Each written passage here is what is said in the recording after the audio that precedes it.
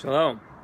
This is an amazing view. This is, I'm not at home and I'm not playing golf, but I had to be in Yerushalayim and I thought I'd do my live from here because you can see the entire south of the city of Yerushalayim from up here, and it's absolutely incredible. I wanted to discuss yesterday, Ambassador David Friedman, the American ambassador to Israel, did something which people said broke with America's policy, broke with America's tradition. And I want to address that and see, is that really true? Did Ambassador Friedman, who's a great person, did he break long-standing American tradition by going to the city of Ariel, which is what the world calls a settlement? Any Jewish town in the what the world calls the West Bank in Judea and Samaria, the world considers a settlement. Really, it's just Jewish cities. Judea and Samaria is our historic homeland, and Jews are commanded to go and settle in our homeland, and there's no reason why we shouldn't be able to settle in our homeland. But the world calls, while the world will call Tel Aviv a city, they'll call where I live, Mitzvah Yericho or Ariel, they'll say is a settlement. It's something completely different. And American policy has always been to step away from the settlements. Jimmy Carter, the president, from 1976 until 1981, said, or 1977 to be exact, until 1981, said that settlements were illegal. He was the only American president to call settlements illegal. Other presidents have said that they're not helpful. The current president, President Trump, America's policy, has never said that there shouldn't be settlements. And the White House seems to be this administration seems to be the most supportive of settlements that we've seen so far. And American policy has always been that unless it's for something like a Shiva call, a morning visit, or something of that nature, that the American ambassadors that have been in Israel generally don't cross the green line. In fact, embassy employees are not allowed to cross the green line into what's called the West Bank, into Judea and Samaria, and they don't come into the West Bank at all. They're not allowed to. That's the State Department policy, that they don't go into the West Bank, they don't go into Judea and Samaria. As shocking as that might be to some people. And yesterday, Ambassador Friedman, who's been to Judea and Samaria before, as an ambassador, before he was ambassador, he was here all the time, but as ambassador here, he's been to Judea and Samaria, and so he's been before, but he's never been really for an official ceremony, other than, let's say, paying a visit to mourn. Ari Fold's funeral was held inside Judea and Samaria, inside the West Bank.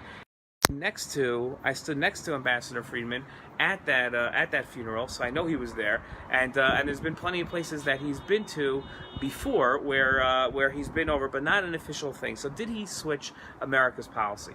And in fact, America's policy has never been anti-settlements.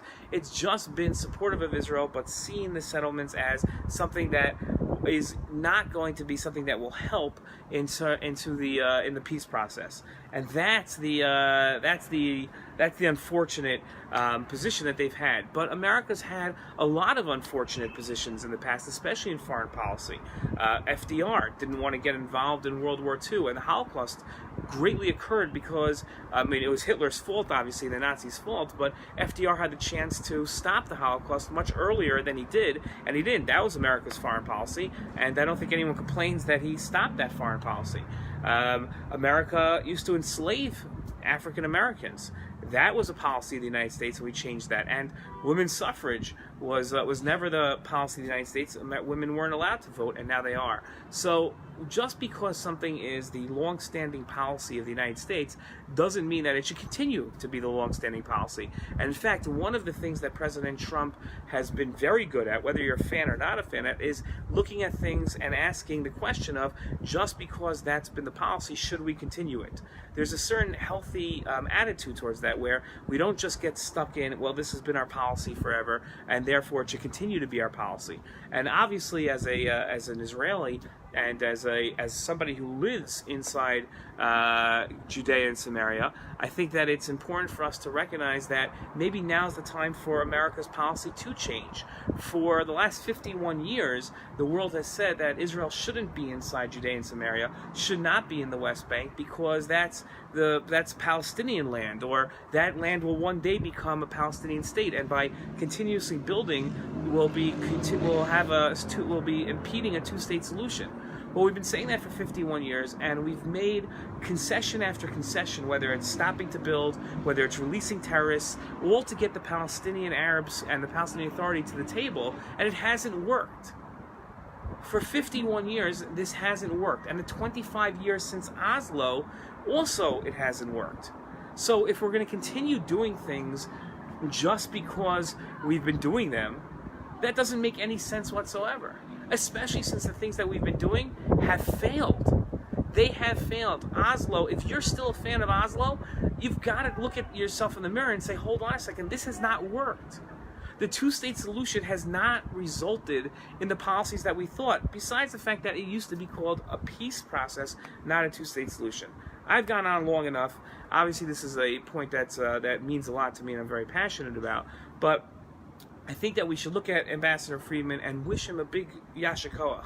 Say that you've done a great job, you've done a great thing, and I hope that Ambassador Friedman and his staff and the embassy staff continue to cross the green line, continue to come into Judea and Samaria. And what I would love is to see an American president cross that green line. An American president to come. Obviously, by the way, President Trump already did that when he went to the Western Wall. Something that most Americans won't admit is that the Western Wall is across the green line itself.